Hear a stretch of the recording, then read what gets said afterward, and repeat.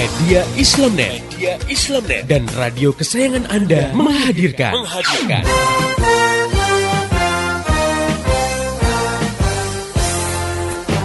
Voice of Islam. Bagaimana tidak nyaman misalnya ya kalau diterapkan hukum cambuk bagi peminum khamar sementara negara tidak menerapkan mekanisme yang melarang khamar masuk ke suatu wilayah dan diperjualbelikan. Artinya masih ada orang yang berjualan khamar dan akhirnya ada juga yang beli, akhirnya ada juga yang minum. Padahal kalau minum dicambuk. Nah, ini kan juga semacam dilema juga ya. Atau misalnya diterapkan hukum cambuk bagi yang melakukan pergaulan bebas. Nah, sementara negara sendiri tidak menghambat arus masuk pornografi dan porno aksi di suatu negeri. Bahwa menangis itu yang dianjurkan itu menangis karena ingat dosa, takut pada Allah. Nabi SAW itu pernah bersabda dalam satu hadisnya, la yalijun nara rajulun baka min khasyatillah hatta ya'udal labanu fil darra'i. Nabi bilang tidak akan disentuh oleh api neraka seseorang yang menangis karena takut kepada Allah. Tadi kalau misalnya cinta itu tidak didasarkan pada pemahaman Islam, emosional sifatnya, ya kan? Iya. Lagi disayang-sayang sama suami, dikasih hadiah banyak, beliin pakaian baru, dibelanjain banyak, sayang. Nah, begitu suami di PHK, nganggur 1 tahun nggak dapat kerja, ini udah mulai mengikis.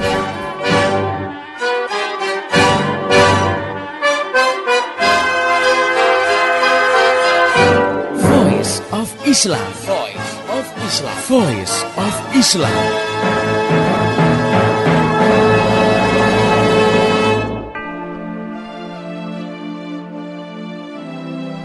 Halo Indonesia, Assalamualaikum warahmatullahi wabarakatuh.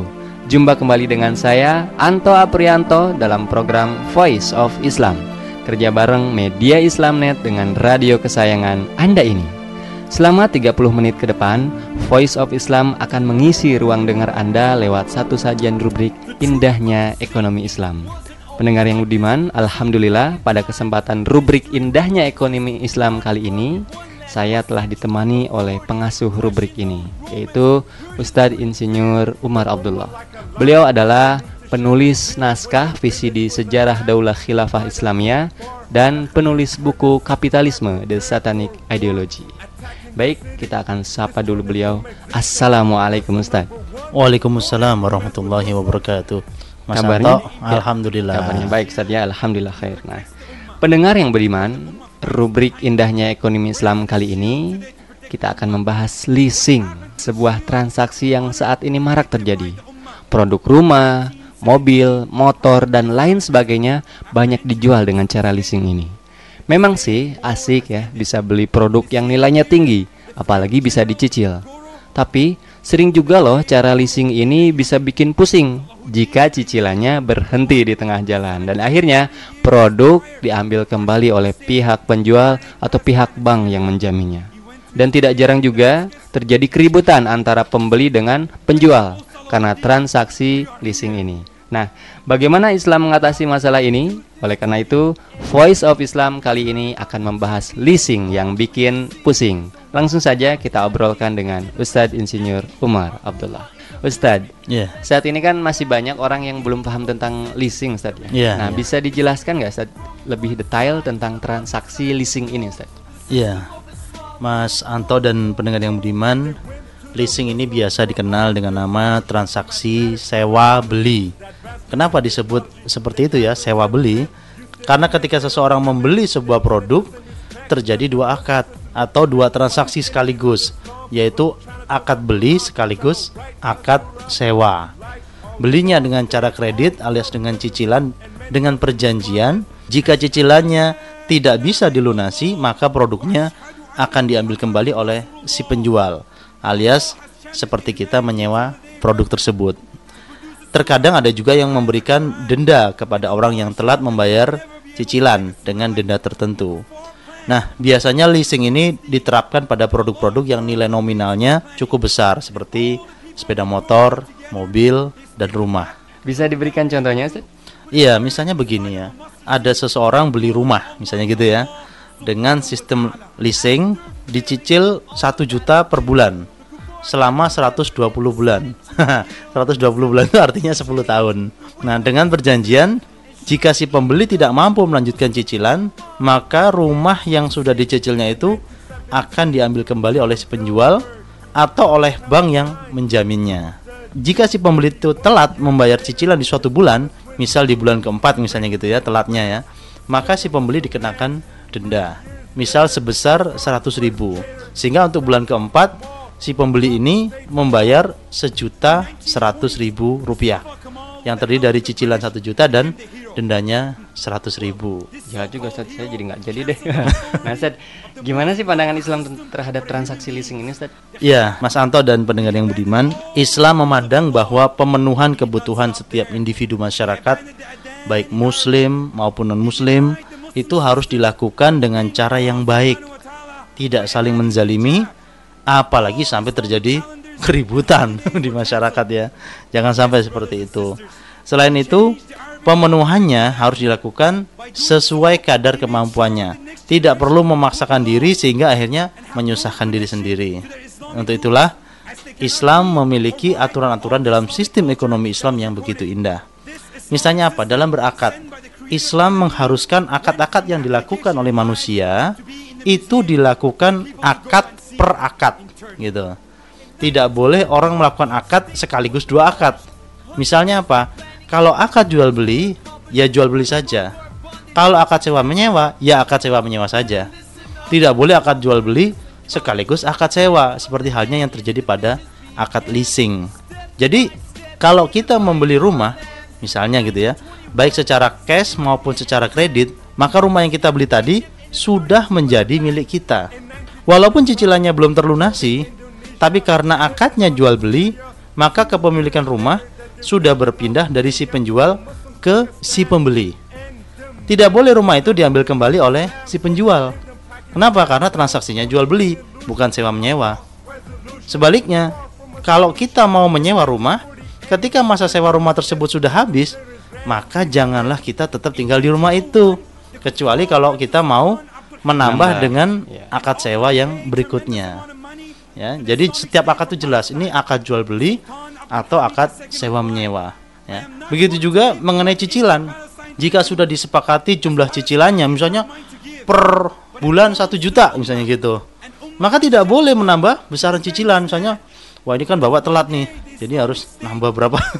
Di tengah jalan ada negosiasi lagi, atau karena telat di suatu bulan, nah ditambah dengan denda. Ya, denda administrasi karena keterlambatan. Ini nggak boleh. Jadi kalau sudah disepakati di depan, ya, cicilannya gimana nih Pak? Cicilannya, oh oke, cicilannya setiap bulan 1 juta. Ya udah 1 juta. Nggak boleh di tengah jalan dirubah. Atau kalau di depan sudah sepakati, oke, cicilannya bulan ke sini sampai sini 1 juta, bulan ke sini sampai sini 1 juta 100, bulan ini sampai ini 1 juta 200. Asal sudah disepakati di depan, tidak jadi masalah. Yang nggak boleh itu kalau di tengah-tengah mencicil tadi ya, bulan-bulan cicilan tadi ada perubahan negosiasi. Nah ini yang tidak diperkenankan ya. Kembali ke leasing tadi ya, kesalahan utamanya adalah menjadikan 2 akad sekaligus, yaitu akad jual beli dan akad sewa. Ini yang kesalahan utamanya. Pasti dalam Islam tidak boleh Ustaz. Ya ini akad yang batil. Baik. Pendengar yang beriman, nih sekarang mulai agak jelas nih ya bagi kita tentang status hukum transaksi leasing ini. Ada beberapa hal yang lain yang ingin kita bahas detail ya, lebih detail lagi terkait transaksi yang bikin pusing ini. Tapi sebelumnya kita akan dengarkan dulu satu lagu berikut ini. Tetap setia di Voice of Islam. The truth about the state, it wasn't always like this. Let's look back in time. History reminds us, one army, one land, one central authority, crushing the Romans, Persians put in fear. The Ummah like a lion, no need to shed a tear. When the village was attacked by the kuffar, the Khalif heard the sisters cry, prepared for war, attacking the city, destroying it from existence. Lesson number 1, don't ever mess with Muslims. The Imam of the Ummah is a shield, where he protects the Ummah, and where the Ummah fights behind him. Where is this shield today to protect the Ummah? What happened to this shield to honor and dignify the Ummah? In 1917, Prime Minister of Britain, after entering Jerusalem, stated, The Crusade War has ended. In the same year, the French general Gouraud went to the grave of Salahuddin Ayyubi. Salahuddin Ayyubi, the one who 730 years prior crushed the Crusade and liberated Palestine and Syria. He went to his grave in Damascus and kicked it and said, "Wake up, O Salahuddin, we are here." How did they do this to you and me? We turn on the TV and all we see is a world full of casualties, a generation agony. Our ummah is a misery. Let's go back to the beginning of the century and review our history. From one side to the other side of the globe, the system of Islam ruled over the world. They went to the Muslims for all their solutions, from mathematics to biology, the advancement and technology. The Kafir women used to imitate our women. They wanted the same respect that the Muslim sisters were given, while the enemies of Islam were trying to twist the Quran, trying to write a surah like Allah. They all felt misery, and many of them responded, أشهد أن لا إله إلا الله وأشهد أن محمد رسول الله. Allah has challenged the humanity until the day of judgment to produce a surah or an ayah like the Quran. And Allah assured that they will never be able to make a surah like it. The kuffar plan and work to destroy this deen. And Allah affirms that we too are planning. And if all the people of the world got together, they still could not and will never be able to put a scratch, a sight of a mustard seed on the throne of Almighty Allah subhanahu wa ta'ala. After failing on the battlefield, the kuffar got together and decided to yield. They said we must change the way the Muslims think. And sure enough, the Muslim Ummah began to sink. In 1917, John Belford promised Palestine to the Jews. 31 years later, his promise went through. Britain and France split the Muslim lands. 3 years later, Islam's worst traitor, Mustafa Kemal, brought the state's fall. In 1920s, Mustafa Kemal, with the help of the British, became the hero. Well, this so-called hero cancelled the authority of the most powerful system for the human beings, the Khilafah. He abandoned all rulings of Allah. He did not stop there. He abandoned the Adhan in Arabic. He denied the Muslim sisters from obeying Allah subhanahu wa ta'ala by abandoning the hijab. All Islamic calendars and holidays were cancelled. Yes, brothers and sisters, he changed the Arabic alphabet to Latin. By doing so, he made sure the next generation will be lost and have no connection to their Islamic roots, as they cannot read or write all the Islamic culture that was recorded. This Islamic system, sent by the creator of Alameen, went from the application in life to be in the museum for the people to go and see in Turkey. In 1924, our state was demolished. 100 years of planning and their plans were accomplished. Kafirs broke our bondage, contaminated our knowledge. Better listen up, cause you won't learn this in college. Beginning of the end and the divisions began. Step by step, they divided our lands. In 1921, Saudi Arabia and Iran. Next year, Egypt, and in 32... Masih Anda ikuti Voice of Islam, persembahan media Islamnet dan radio kesayangan Anda ini. Voice of Islam, Voice of Islam, Voice of Islam.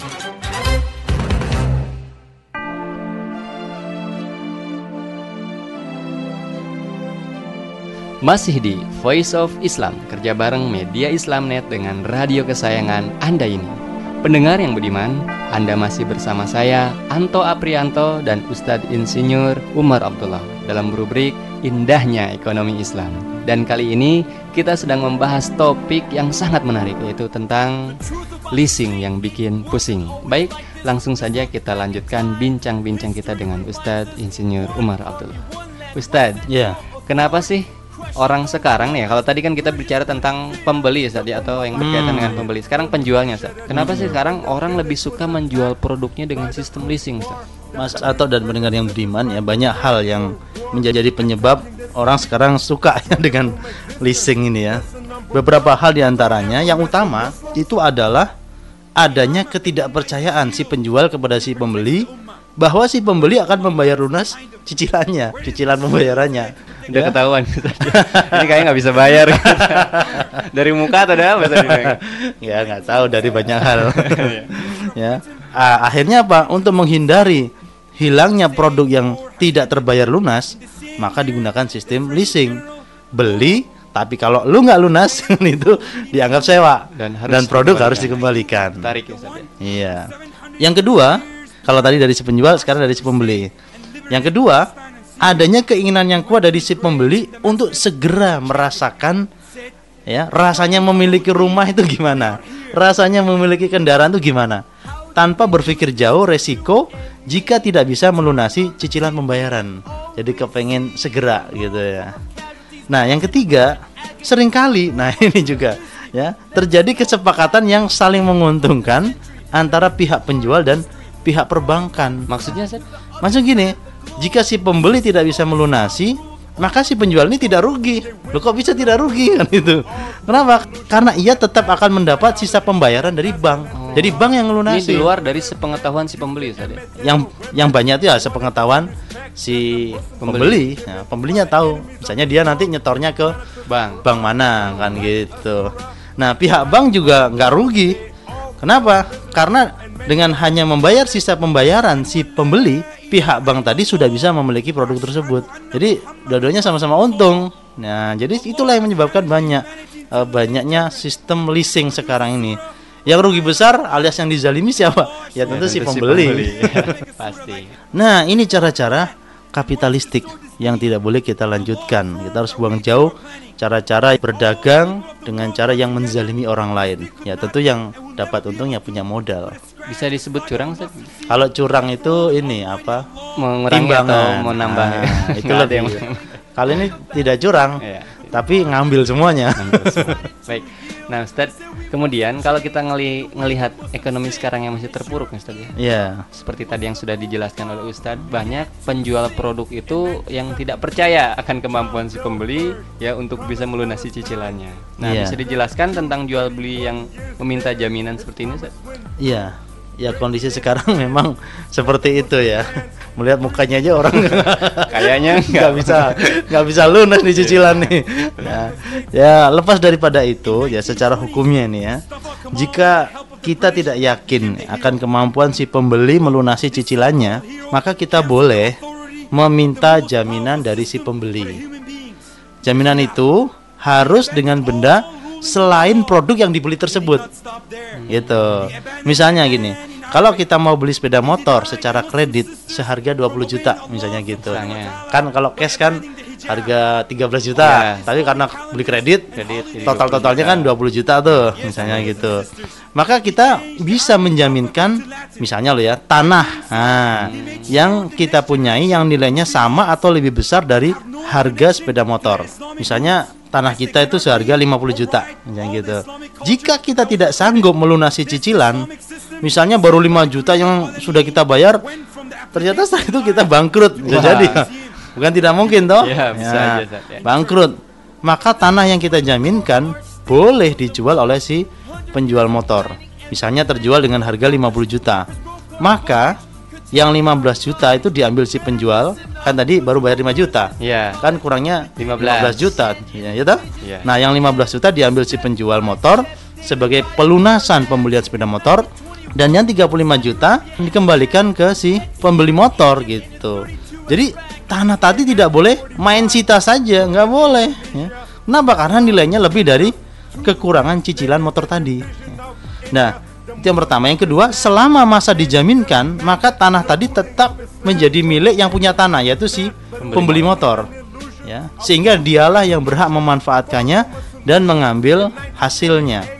Jadi misalnya tanah itu dibuat sawah gitu ya, tetap aja yang memanfaatkan dan mengambil hasil nanam padi tadi misalnya gitu ya, itu sih pemilik sawah, ya si yang pembeli motor tadi ya. Jadi si penjual motor atau yang diberi jaminan tadi tidak boleh mengambil manfaat tanah tadi atau menghalang-halangi pemanfaatan tanah tadi oleh si pemilik motor. Pendeknya, kalaupun ada jaminan tersebut tidak boleh dipakai oleh si penjual barang itu. Oleh yang diberi jaminan. Yang diberi jaminan terus ya. Nah, apakah dalam transaksi leasing Ustaz ya, si penjual itu sama seperti yang tadi meminta jaminan kepada si pembeli? Iya, ada transaksi leasing yang meminta jaminan dari pembeli. Tapi masalahnya jaminannya itu adalah produk yang tadi yang dijual belikan itu juga. Jadi barangnya cuma satu itu ya, juga. Barangnya yang dijual belikan itu yang dijaminkan itu yang juga. dijaminkan itu juga. Iya. Nah, ini contohnya seperti ini. Misalnya seseorang beli mobil seharga 60 juta rupiah ke sebuah dealer mobil dengan sistem leasing dengan cicilan 2,5 juta selama 2 tahun. Nah, yang menjadi jaminan ya mobil itu juga. Ya, nah ini contoh penjaminan atau borek ya atau rohan yang keliru ya. Kenapa? Karena tidak boleh menjaminkan dengan sesuatu yang menjadi objek akad itu juga. Nggak boleh, harus benda lain, harus sesuatu yang lain ya. Jadi misalnya apa, kalau yang dibeli tadi mobil, maka oh saya punya rumah Pak, saya beli mobil tapi saya punya rumah ini saya jaminkan bahwa saya akan melunasi cicilan pembayaran. Kalau Bapak nggak percaya nih kan gitu. Nah, jadi benda yang menjadi jaminan adalah benda lain yang bukan yang sedang diakadkan itu, yang nilainya minimal sama dengan harga produk yang dibeli tadi. Nah, tapi Ustadz, kalau kita lihat faktanya sekarang kan bagaimanapun orang itu ingin sekali punya rumah, ingin sekali punya kendaraan dan lain sebagainya ya, termasuk ya elektronik Ustadz ya. Nah, tapi di sisi lain kan banyak juga yang nggak punya uang cash gitu Ustadz. Nah, solusinya gimana terhadap permasalahan ini Ustadz? Iya, yang pertama kita harus yakin ya bahwa syariat Islam itu jika diterapkan pasti mengandung maslahat, insya Allah, mengandung kebaikan-kebaikan. Dan sebaliknya jika dilanggar, termasuk larangan bertransaksi secara leasing ya, sewa beli, pasti mengandung mudorot, terjadi kemafsadatan di situ, terjadi kerusakan. Ya, berapa banyak orang yang dizalimi karena leasing, berapa banyak keributan yang terjadi karena leasing, motornya diambil lagi sama dealer. Nah, ya memang leasing memang bikin pusing kan gitu ya. Itu yang pertama. Yang kedua, bertransaksilah dengan cara-cara yang sesuai dengan syariat Islam dan sesuai dengan kemampuan kita. Tidak perlu memaksakan diri sehingga kita dibikin pusing sendiri. Misalnya apa? Kalau Anda ya pendengar yang budiman atau Mas Anto gitu ya, mampu membeli rumah dengan cash, maka belilah dengan cash. Gitu aja. Kalau duit yang kita punya cuma sedikit, pengennya beli rumah yang gede, duitnya cuma sedikit, ya udah beli rumah yang kecil dulu. Atau belilah secara bertahap. Sekarang misalnya beli tanah dulu nih, ya secara cash. Waduh, punya duitnya cuman berapa puluh juta Pak, udah beli tanah dulu gitu. Berikutnya nanti setiap bulan kita bangun sendiri rumah itu setahap demi setahap. Ini saya punya pengalaman nih, punya temen waktu di Jawa Timur dulu ya. Ada tuh, dia semacam tukang jahit gitu. Dia punya uang, dia beli tanah kecil. Setiap bulan dia beli semen dan sebagainya, dia bikin sendiri itu rumahnya. Tiap bulan ada untung lagi, dia bikin lagi. Lama-lama jadi rumah itu tanpa dia harus ketemu yang namanya leasing. Nah, ini pernah terjadi. Ini untuk yang punya uang cash. Atau jika Anda bisa pinjam ke salah seorang kenalan ya, atau mungkin juga pinjam ke saudara, ADB, tahu ADB? Apa sih? Ayah dan bunda. Gitu, untuk membeli rumah ya. Lalu Anda menyicil ke kenalan Anda itu atau ke saudara gitu ya, atau ke ADB tadi, ayah dan bunda misalnya. Pak, Bu, gue pinjam nih. Nodong. Aneh pinjam dulu nih. Enggak minta nih.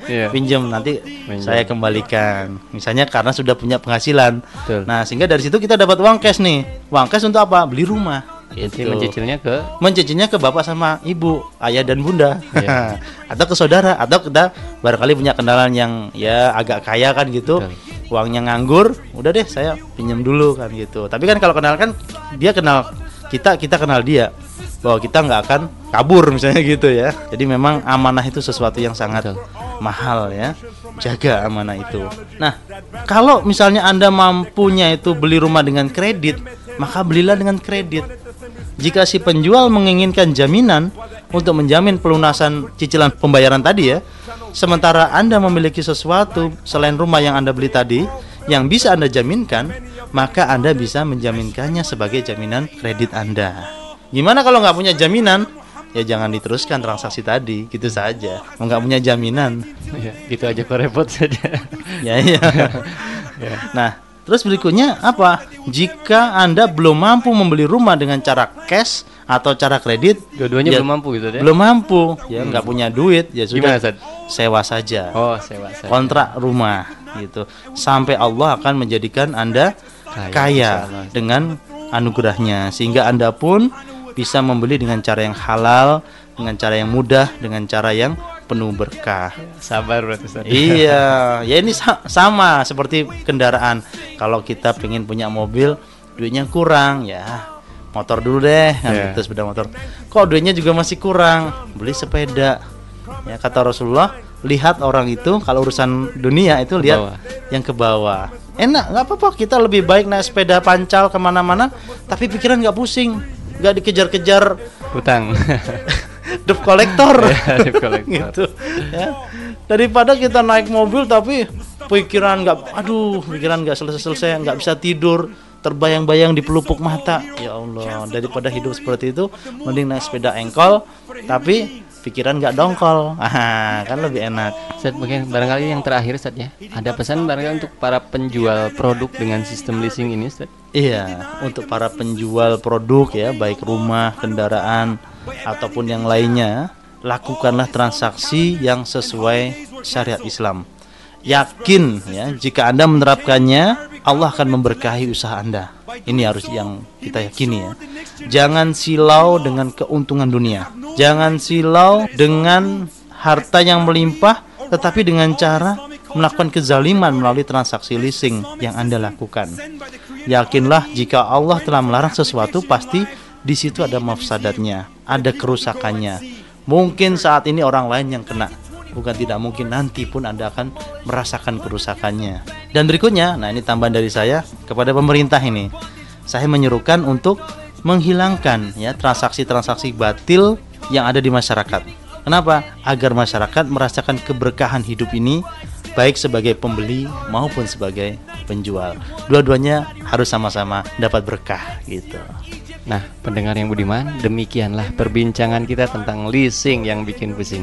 Mudah-mudahan kita semua bisa mengambil manfaat dari perbincangan ini. Oke, pendengar yang budiman, bagi Anda yang ingin bertanya, memberikan kritik, saran, ataupun masukan, Anda bisa kirim surat ke radio kesayangan Anda ini, atau kirim SMS ke 0856 9492 4411, atau bisa juga melalui email ke mediaislamnet@yahoo.com. Untuk informasi lebih jauh tentang Voice of Islam, radio-radio di seluruh Indonesia yang menyiarkannya, topik-topik yang akan dibahas, serta info-info lainnya, silakan klik di www.gaulislam.com. Saya, Anto Aprianto, dan seluruh kerabat kerja yang bertugas mengucapkan terima kasih kepada Ustadz Insinyur Umar Abdullah atas penjelasannya. Terima kasih Ustadz. Sama-sama, mudah-mudahan barokah semuanya ya. Amin.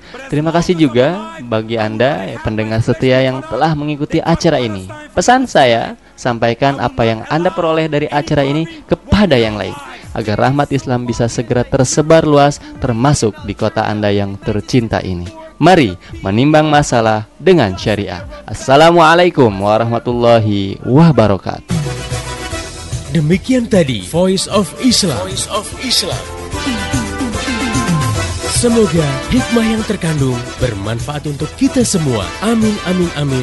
Ya Robbal Alamin.